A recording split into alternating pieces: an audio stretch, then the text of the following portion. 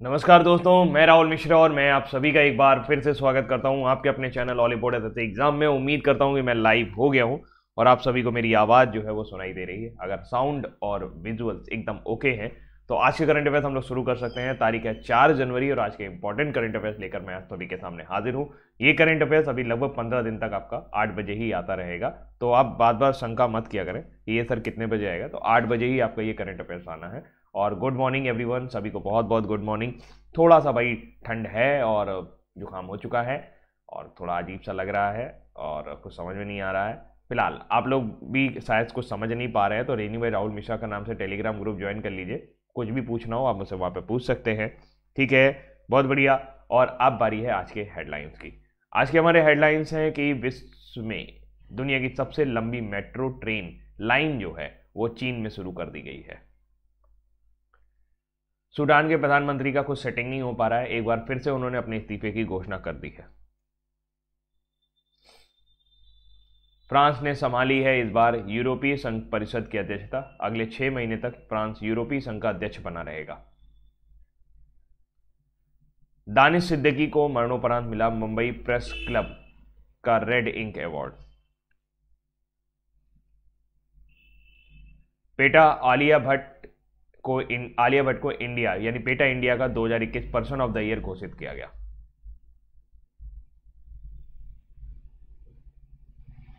Kochi water metro project के लिए बनी पहली इलेक्ट्रिक बोट। पीएम मोदी ने मेरठ में मेजर ध्यानचंद स्पोर्ट्स यूनिवर्सिटी की आधारशिला रखी। राष्ट्रीय वायु खेल नीति मसौदा लोगों से प्रतिक्रिया प्राप्त करने के लिए जारी की गई है। भारत में 3 जनवरी से शुरू होगा 15 से 18 साल के बच्चों का टीकाकरण।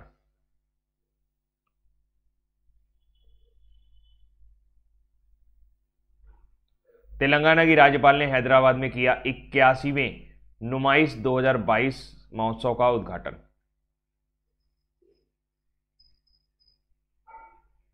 और पाकिस्तान के मोहम्मद हाफिज ने लिया अंतर्राष्ट्रीय क्रिकेट से संन्यास।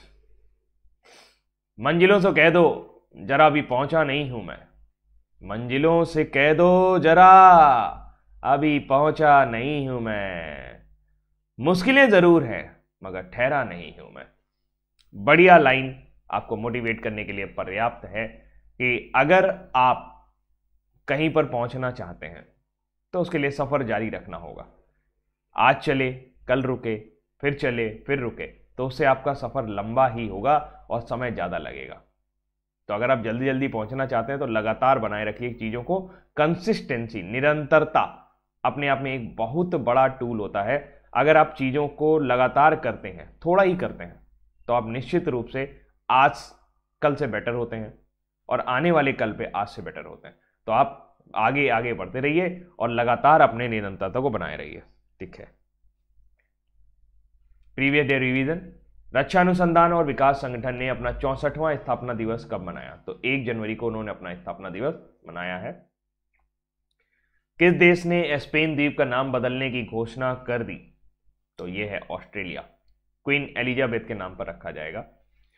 बारबाडोस में भारत के अगले उच्चायुक्त के रूप में किसे नियुक्त किया गया है? बारबाडोस में भारत के अगले उच्चायुक्त के रूप में नियुक्त किए गए हैं एस बालाचंद्रन। 1 जनवरी 2022 को रेलवे बोर्ड का अध्यक्ष और मुख्य कार्यकारी अधिकारी किसे नियुक्त किया गया है? तो वो है वीके त्रिपाठी। हिंदी के लिए साहित्य अकादमी अवार्ड से किसे सम्मानित किया गया? तो ये है दया प्रकाश सिन्हा। पुस्तक सम्राट अशोक, एक नाटक। दुबई में आयोजित अंडर 19 एशिया कप फाइनल का खिताब किसने जीता है? तो अंडर 19 एशिया कप फाइनल का खिताब जो है वो भारत ने जीत लिया है 8वीं बार। 1 जनवरी 2022 को पढ़े भारत 100 दिवसीय पठन अभियान का शुभारंभ किसने किया? हमारे शिक्षा मंत्री धर्मेंद्र प्रधान जी ने।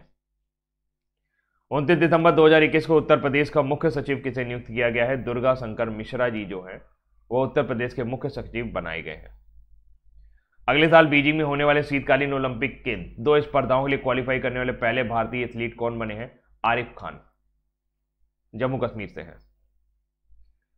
31 दिसंबर को भारतीय तटरक्षक बल के 24वें प्रमुख के रूप में किसे नियुक्त किया गया है? वह है वीएस पठानिया। कृष्णा स्वामी नटराजन जी की जगह लेंगे। Good morning everyone, video share कर दीजिएगा। पीडीएफ का लिंक ढूंढने में परेशानी हो रही है। चलो मैं आज आपको दिखा दूंगा कि आज आप पीडीएफ का लिंक कैसे ढूंढ सकते हो, और उस लिंक को कहीं पर फोन पे सेव कर लेना, ठीक है। आज वीडियो के लास्ट में मैं आपको बता दूंगा कि करंट अफेयर्स का पीडीएफ आपको कहां पर मिलेगा और कैसे आप उसे ढूंढ सकते हो। रीजनिंग बाय राहुल मिश्रा के नाम से टेलीग्राम ग्रुप है, वहां पर हर रोज पीडीएफ आती है। हाल ही में बल्लेबाज रॉस टेलर ने अंतर्राष्ट्रीय क्रिकेट से संन्यास की घोषणा की है। वह किस देश से संबंधित है? उनका संबंध है न्यूजीलैंड से। और अब बारी है आज के करंट अफेयर्स की ओर चलने की। आज के करंट अफेयर्स में चलते हैं। सबसे पहले मेट्रो घुमाते हैं आपको। हाल ही में किस देश ने दुनिया की सबसे लंबी मेट्रो लाइन शुरू की है? तो यह है चाइना।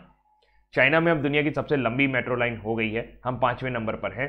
संघाई ने दुनिया के सबसे बड़े मेट्रो नेटवर्क वाले शहर के रूप में अपनी रैंक बरकरार रखते हुए 2 नई मेट्रो लाइनें खोली हैं। नई लाइनों के साथ संघाई का मेट्रो नेटवर्क की कुल लंबाई 831 किलोमीटर हो गई है। ध्यान रखिएगा, ये केवल संघाई की बात की गई, चाइना की नहीं, जो दुनिया में अपने आप में सबसे लंबी है। चीन ने संघाई में 2 नई मेट्रो लाइन खोली हैं, लाइन 14 और लाइन 18 का पहला चरण। अगर हम बात करें तो इस 2 नई लाइन की खोलने की वजह से संघाई की जो ऑपरेटिंग लेंथ है वो 167 किलोमीटर बढ़ गई है, और ये अपने आप में बड़ी बात है। The city will now enjoy, इसमें 20 मेट्रो लाइंस हैं और 508 स्टेशन हैं, और 83 जो हैं वो ट्रांसफर्स 1 है, यानी कि वहां से आप चीजों को बदल सकते हैं, मेट्रो को बदल सकते हैं। अब लाइफ इन ए मेट्रो आज के किलर पॉइंट में मेट्रो को कवर करते हैं। ज्यादा कुछ लिखा नहीं है, जो मैं लिखूंगा वो आप समझते जाइएगा। लाइफ इन ए मेट्रो है ना, मेट्रो में क्या क्या हो सकता है। सबसे पहला तो प्रश्न यही आता है कि sir first metro in world कहां है? फर्स्ट मेट्रो इन वर्ल्ड, विश्व की पहली मेट्रो कहां शुरू की गई थी? तो विश्व की पहली मेट्रो जो है वो है London underground metro. London underground metro ये विश्व की पहली मेट्रो है, इसको याद रखिएगा। भारत की बात की जाए तो भारत में कुल मिलाकर 14 ऑपरेशनल मेट्रो हैं इन इंडिया। भारत में कितनी ऑपरेशनल मेट्रो हैं? 14 ऑपरेशनल मेट्रो हैं। कितने शहरों में संचालित हो रही हैं? 13 सिटीज में संचालित हो रही हैं। भारत का लॉन्गेस्ट मेट्रो जो है वो आपका दिल्ली मेट्रो है।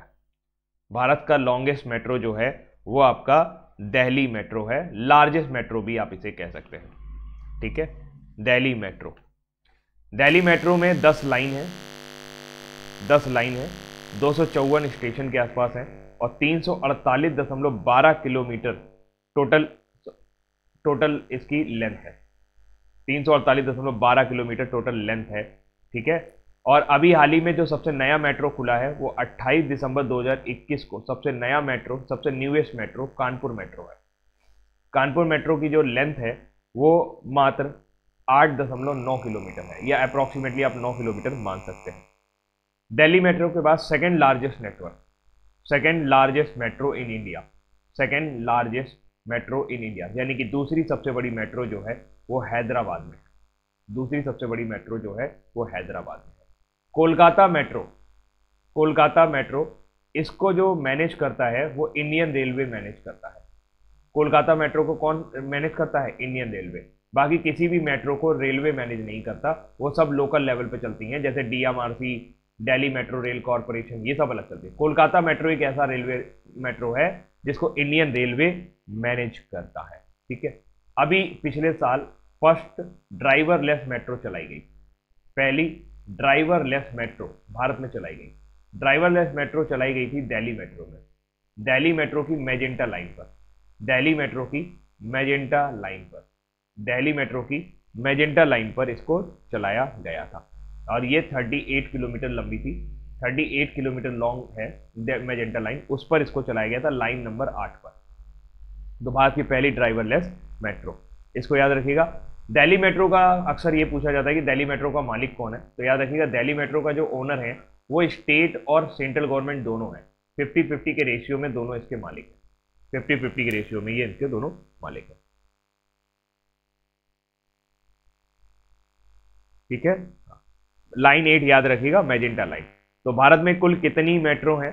भारत में कुल आपकी 14 ऑपरेशनल मेट्रो हैं जो ऑपरेशन कर रही हैं, 13 सिटी में संचालित है, और भारत की जो टोटल लेंथ है मेट्रो की वो 741.7 किलोमीटर है, यानी कि 741.7 किलोमीटर, जिसमें से अकेले दिल्ली की जो है वो 348.12 किलोमीटर है। हैदराबाद मेट्रो जो है ये आपका 67 किलोमीटर लंबा है, ये सेकंड लार्जेस्ट है। हैदराबाद मेट्रो 67 किलोमीटर लंबा है। 28 दिसंबर 2021 को कानपुर मेट्रो का उद्घाटन हो गया, newest metro in India, newest metro in India. ठीक है, और अगर आपसे पूछा जाए कि सबसे बड़ी लाइन कौन सी है मेट्रो की, तो ब्लू लाइन, दिल्ली मेट्रो की ब्लू लाइन जो है वो सबसे बड़ी लाइन, सबसे बड़ी लाइन, सबसे बड़ी लाइन। तो भारत में मेट्रो का शुभारंभ दिल्ली से ही हुआ है, लेकिन अगर आप देखें तो इलेक्ट्रिक गाड़ियां जो थी वो कोलकाता में भी पहले से चल रही थी। तो भारत में दिल्ली मेट्रो सबसे पहले डेवलप हुआ। ठीक है, आगे चलते हैं। किस देश के प्रधानमंत्री अब्दुल्ला हमदोक ने सैन्य तख्ता पलट के बाद अपने राजनीतिक अपने पद से इस्तीफे की घोषणा कर दी है? तो अब्दुल्ला हमदोक अभी कुछ दिन पहले ही प्रधानमंत्री बनाए गए थे सूडान के। एक्चुअल में सूडान में जो है वो सेना का शासन चल रहा है, और सूडान पे जो सेना का शासन चल रहा है वो इस वजह से बड़ा वहां पे दिक्कत हो चुकी है। दिक्कत इसलिए हो चुकी है क्योंकि अब्दल फतेह अल बुरहान, अब्दल फतेह अल बुरहान, शायद मेरे पास इनकी तस्वीर है, अब्दल फतेह अल बुरहान, ये सेना नायक हैं जिन्होंने वहां पे सेना का तख्ता पलट कर दिया है। ये गौर से देखिए इस आदमी को, यही है आदमी जो सूडान की पूरी दशा का जिम्मेदार है। आपको याद होगा पिछले साल जब डोनाल्ड ट्रंप थे तो उन्होंने क्या करवाया था, सूडान को बोला था कि भाई ऐसा करो, तुम इजराइल को मान्यता दे दो एज ए कंट्री, हम तुम्हें स्टेट ऑफ टेररिज्म की लिस्ट से हटा देंगे, यानी आतंकवादी स्टेट की लिस्ट से हटा देंगे। अभी हाल फिलहाल उन्होंने क्यूबा को डाल दिया है अमेरिका ने, तो इसको लेकर के वहां पे बड़ा भारी विरोध हुआ। हो क्या रहा है कि वहां पे सेना और इनके बीच में ये हुआ कि चलो हम लोग डिसाइड करते हैं, हम लोग मिलकर के शासन करेंगे, लेकिन जनता ने पूरी तरीके से सेना को नकार दिया। और जब जनता ने सेना को नकारा तो सेना ने उनको गोलीबारी कर दी। ऐसे में 2 लोगों की वहां पे मौत हो गई। और इस घटना से दुखी होकर अब्दुल्ला हमदोक ने कहा कि मैं भाई नहीं कर पाऊंगा, मेरे सारे प्रयास जो हैं वो विफल हो रहे हैं और अब मैं इसको नहीं बचा पाऊंगा। तो हाल फिलहाल पूरा पावर फिर से एक बार सेना के हाथ में है। और अब्दुल फतेह अल बुरहान, इनका नाम याद रखिएगा क्योंकि ये इस टाइम वहां पर सुप्रीम पावर में चल रहे हैं। सूडान की राजधानी की बात करें तो खार्तूम, सूडान की राजधानी क्या है? खार्तूम। मुद्रा यहाँ पे क्या चलती है? सूडानीज पाउंड, मुद्रा यहाँ पे चलती है सूडानीज पाउंड। तो एक बार फिर से सूडान में संकट गहरा गया है। सूडान को आप देख सकते हैं, सूडान 2 पार्ट में ब्रेक है, ये बीच में एक पार्ट ब्रेक हो जाएगा तो साउथ सूडान हो जाता है नीचे, ऊपर आपका सूडान। तो सूडान की राजधानी है खार्तूम। इसके बगल में आपको लीबिया मिल जाएगा, लीबिया की राजधानी है त्रिपोली। इसके बगल में आपको इजिप्ट मिल जाएगा, इजिप्ट की राजधानी है कायरा यानी मिस्र की राजधानी कायरा। इसके बगल में आपको इरिट्रिया मिल जाएगा, इरिट्रिया की राजधानी अस्मारा, इथोपिया की राजधानी आदिस अबाबा। अभी क्या हुआ, सूडान, इरिट्रिया और इथोपिया के बीच में 9 साल बाद कुछ समझौते हुए सीमा विवाद को लेकर के, 9 साल बाद समझौता हुआ सीमा को लेकर के। सूडान जो है अभी हाल ही में सूडान से ONGC जो oil natural gas company Bharat की है, उसने अपना सूडान में बिजनेस समाप्त कर दिया, लोकल लेवल पे कुछ पंगे हो रहे थे और उनको काफ़ी ज़्यादा समस्या हो रही थी, इसलिए उन्होंने वहाँ पर बंद कर दिया। तो सूडान, इथोपिया और इजिप्ट के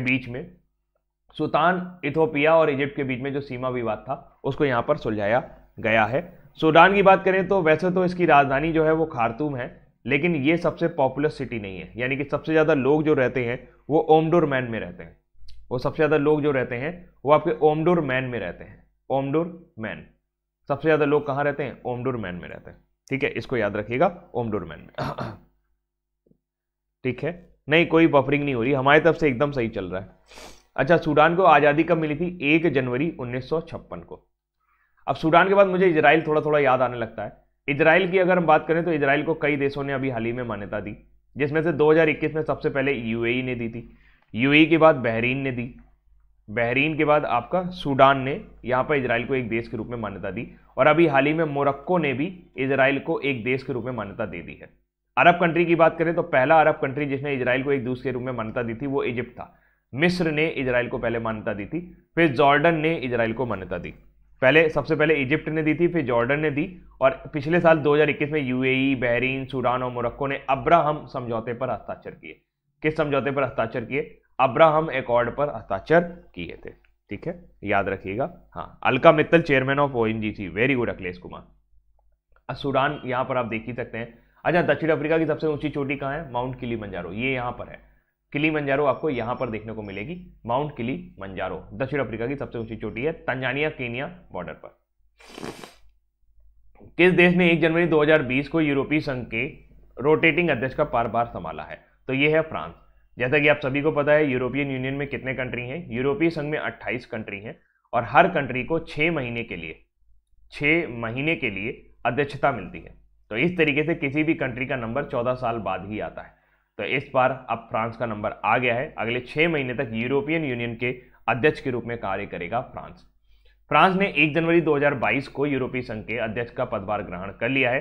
फ्रांस ने पिछले 14 वर्षों में पहली बार अध्यक्ष का पदभार संभाला है।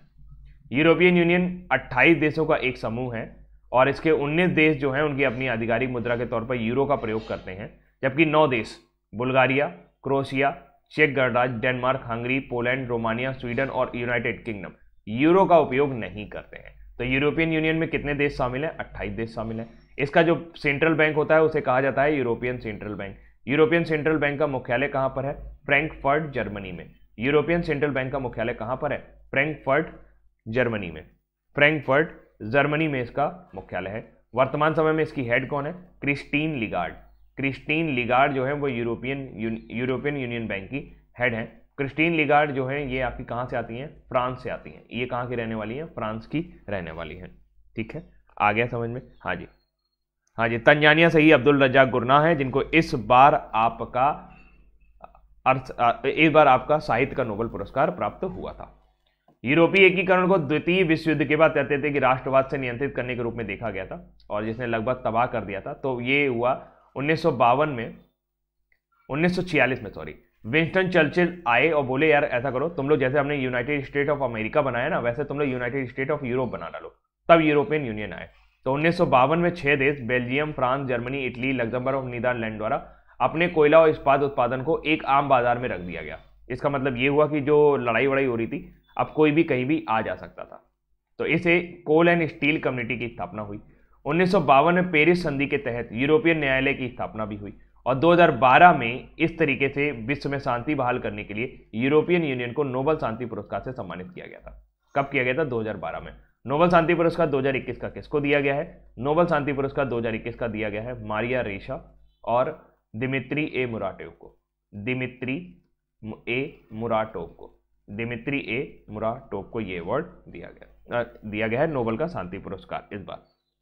ठीक है, हाँ। 2016 में यूरोपियन यूनियन से यूके बाहर हो गया है अभी, लेकिन उसका पूरी तरह से बाहर होने की प्रक्रिया जारी है और ये संसद में अभी चल रहा है मामला। ठीक है, इसको याद रखिएगा। आगे बढ़ते हैं। मुंबई प्रेस क्लब द्वारा 2020 के लिए जर्नलिस्ट ऑफ द ईयर के रूप में किसे सम्मानित किया गया? ये जो तस्वीर आप देख पा रहे हैं, ये अफगानिस्तान में गए थे एक फोटो जर्नलिस्ट, उनकी वहां पर हत्या कर दी गई थी। उनका नाम था दानिश सिद्दीकी। तो दानिश सिद्दीकी को मुंबई प्रेस क्लब द्वारा जर्नलिस्ट ऑफ द ईयर के रूप में नामित किया गया है। कई सारे पुरस्कार दिए गए, इसे रेडिंग अवार्ड भी कहा जाता है। Red ink award 2021 lifetime achievement, ये प्रेम शंकर झा जी एक प्रमुख पत्रकार रहे थे, उनके याद में इस पुरस्कार को दिया जाता है और इसे दिया है CJI NV रमन्ना, यानी कि जो हमारे chief justice of India NV Ramana ने इस पुरस्कार को दिया है। ठीक है,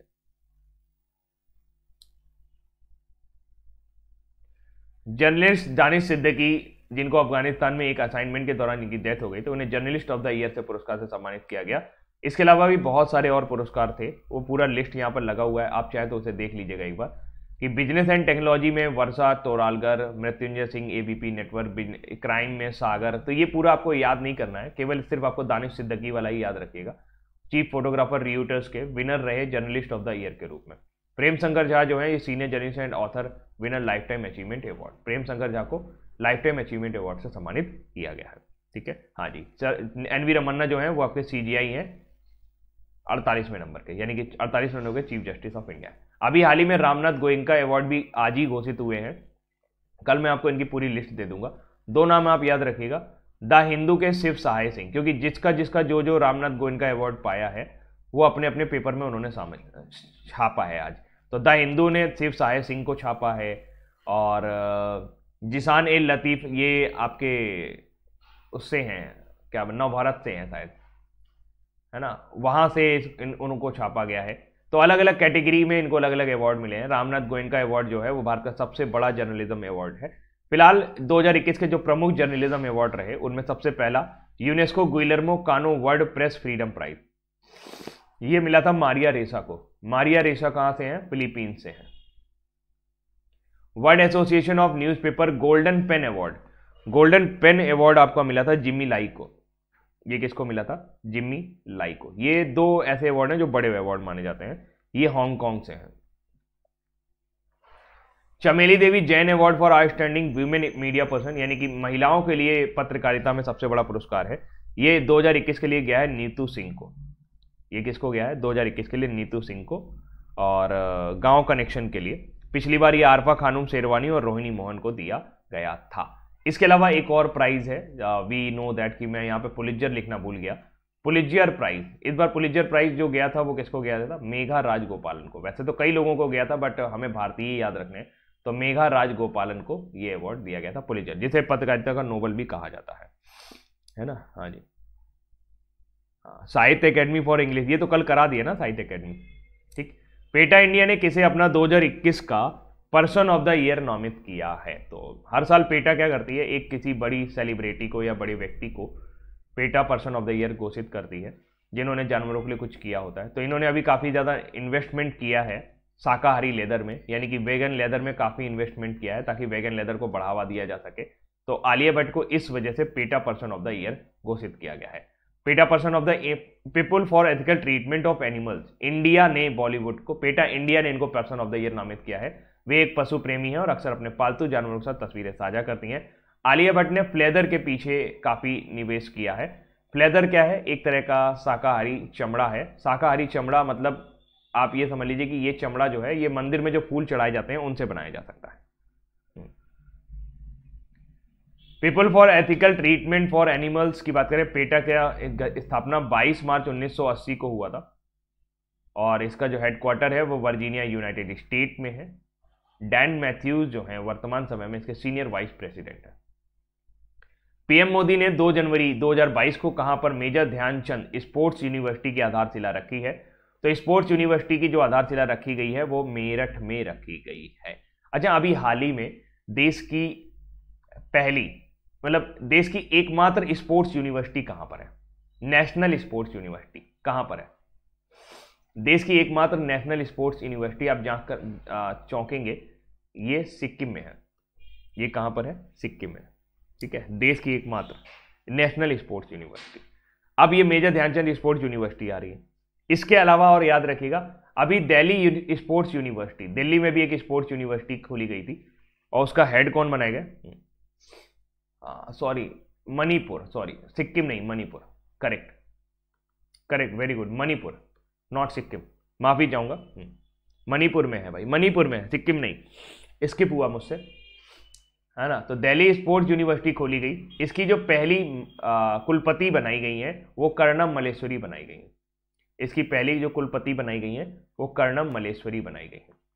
अभी राज्य में आपका बच्चों को खेले से जोड़ने के लिए सहाय योजना शुरू की है। ये किसने शुरू की है? ये झारखंड ने शुरू की है। ये किस राज्य ने शुरू की है? झारखंड ने शुरू की है। अभी खेल नर्सरी नाम की एक योजना भी शुरू हुई। खेल नर्सरी नाम की योजना ये किसने शुरू की है? ये आपकी हरियाणा सरकार ने शुरू की है। ये किसने शुरू की है? हरियाणा शुरू, ठीक है, इसको याद रखिएगा। हाँ, नेशनल स्पोर्ट्स यूनिवर्सिटी अभी तक भारत में एक ही है जिसको दर्जा प्राप्त है, वो मणिपुर में है। मेरठ में मेजर ध्यानचंद स्पोर्ट्स यूनिवर्सिटी की आधारशिला रखी है। पीएम मोदी जी लगातार पूरे उत्तर प्रदेश में कहीं ना कहीं कुछ ना कुछ कर रहे हैं। तो 2 जनवरी 2022 को मेरठ में मेजर ध्यानचंद स्पोर्ट्स यूनिवर्सिटी की आधारशिला रखी गई। विश्वविद्यालय की स्थापना उत्तर प्रदेश के मेरठ के सरधना कस्बे में सलावा और कैली गांव में की जाएगी। इससे लगभग 700 करोड़ रुपए की अनुमानित लागत से स्थापित किया जाएगा। हाँ जी, हाँ, नेशनल स्पोर्ट जो है वो खेल नर्सरी बोला तो हरियाणा, ठीक है, इसको याद रखना।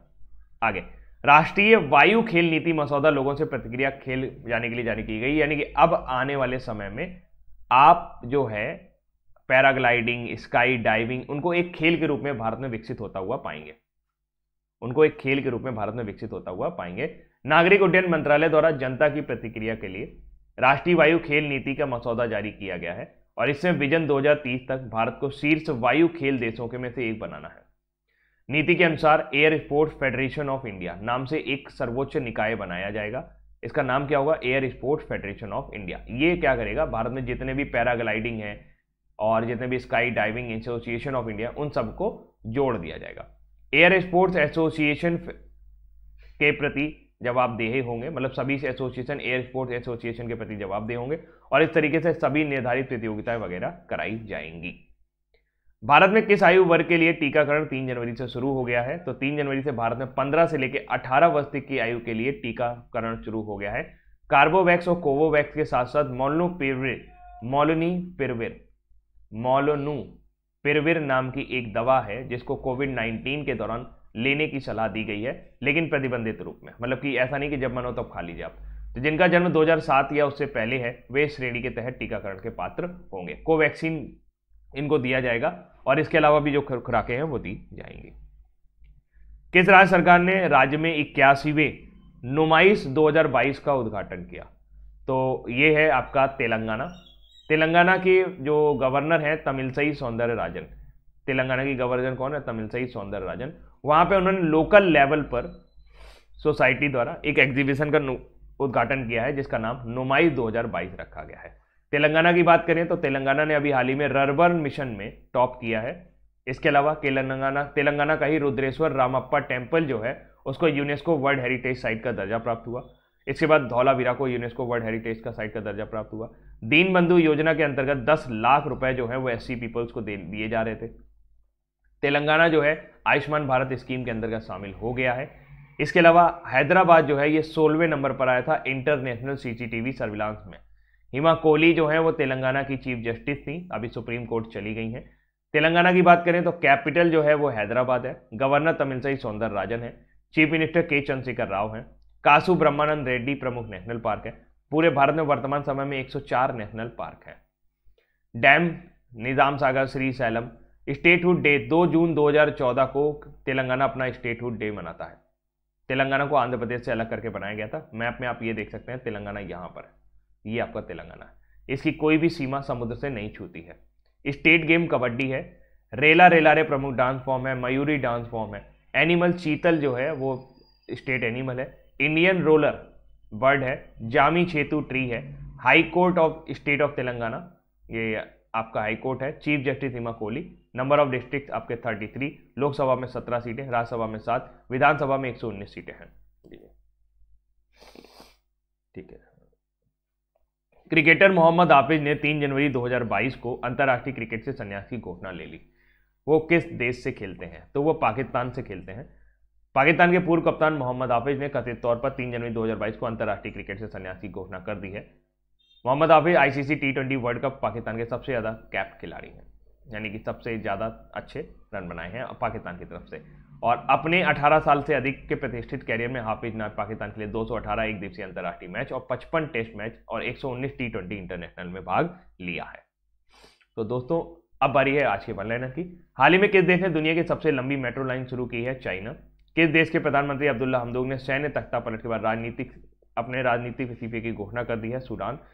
1 जनवरी 2022 को यूरोपीय संघ का अध्यक्ष का पदभार किसने ग्रहण किया? फ्रांस ने। मुंबई प्रेस क्लब द्वारा 2020 के लिए जर्नलिस्ट ऑफ द ईयर के रूप में किसे नामित किया गया? दानिश सिद्दीकी। पेटा इंडिया ने 2021 को पर्सन ऑफ द ईयर किसे नामित किया है? आलिया भट्ट को। वाटर मेट्रो प्रोजेक्ट के लिए पहली बनी इलेक्ट्रिक बोट कहां पर लॉन्च की गई? कोच्चि में। पीएम मोदी 2 जनवरी 2022 को कहां पर major Dhyanchand sports city university की आधारशिला रखी है? मेरठ। और राष्ट्रीय खेल मसौदा से प्रतिक्रिया प्राप्त करने के लिए वायु नीति जारी की गई है। 15 से 18 वर्ष के लोगों को लगेगा टीका। तेलंगाना में किया गया नुमाइश 2022 का उद्घाटन। और क्रिकेटर मोहम्मद हाफिज जो पाकिस्तान से अंतर्राष्ट्रीय क्रिकेट से संन्यास की घोषणा की है। कल एक प्रश्न पूछा था मैंने कि भारत के संविधान के निम्नलिखित अनुच्छेदों में से कौन कहता है कि सभी सार्वजनिक स्थान सभी नागरिकों के लिए खुले हैं? तो सही उत्तर है इसका अनुच्छेद 15(2). अनुच्छेद 16(2) कहता है कि लोक अवसरों में समानता मिलनी चाहिए। लोक अवसर यानी कि किसी भी नौकरी में आपका धर्म जाति के आधार पर भेदभाव नहीं किया जाएगा। और ऐसे में ये आप आरक्षण को चुनौती देता है कि अगर भेदभाव नहीं किया जाएगा तो कुछ लोगों को विशेष आरक्षण क्यों? तो लोक अवसरों की समानता 16 नंबर।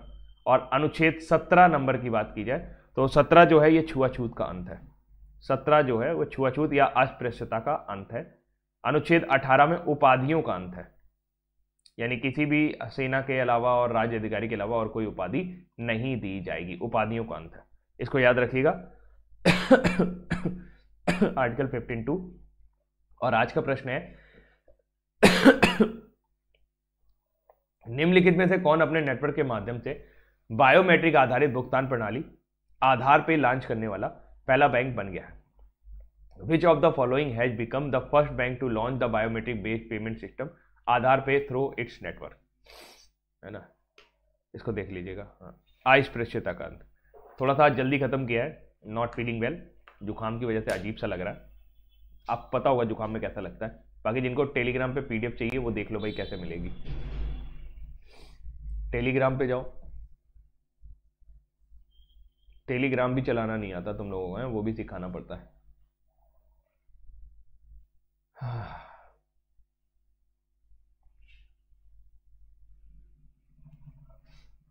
यहाँ पे रीजनिंग बाय राहुल मिश्रा डालो, ये आ गया। एक ऑरेंज कलर वाला है, ये चैनल है जिसमें ऑरेंज कलर की टी शर्ट है और इसमें ऊपर वाला ग्रुप है। इसको खोलो, ऊपर एकदम क्लिक करो, ठीक है? इसी में देखो लिखा होगा कहीं पर 2435 शेयर्ड लिंक्स हैं, इसी पे क्लिक कर दो। हर दूसरे तीसरे दिन मैं शेयर करता हूँ, कहीं ना कहीं तुमको ड्राइव का लिंक मिल ही जाएगा। अभी देखते जाओ देखते जाओ, कहीं ना कहीं मिलेगा, आएगा अभी। थोड़ा सा नीचे जाओगे, आज मैं फिर डाल दूंगा, लेकिन आपको अगर मान लो खो जाए तो आप यहां पर देख लिया करो।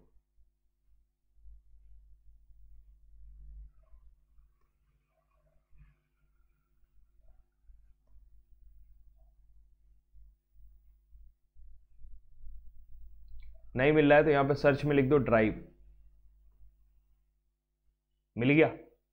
ये लो, एक जो कोई भी एक लिंक खोलोगे, daily current affairs PDF link, इसको ओपन कर दो।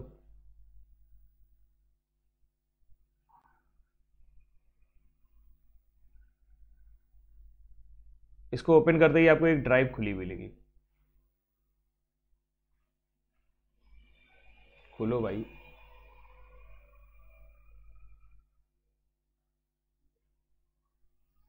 क्या हो गया?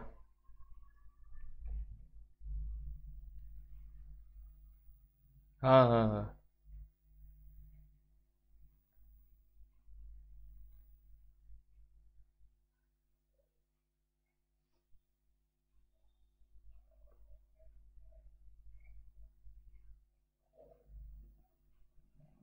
मेरा स्टोरेज फुल दिखा रहा है। यहीं पे मिल जाएगा, आप इसे खोलेंगे तो आपके पास खुल जाएगा, आप इसे ओपन करेंगे तो खुल जाएगा,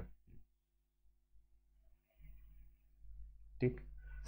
इसे ओपन करेंगे तो ये खुल जाएगा, कॉपी कर लीजिएगा, ब्राउज़र पे जाएंगे, अपने आप ओपन हो जाएगा। मेरा स्टोरेज फुल हो गया, ठीक? आईपैड है क्या आपके पास? क्या करोगे आईपैड का लेके? हाँ, ठीक है,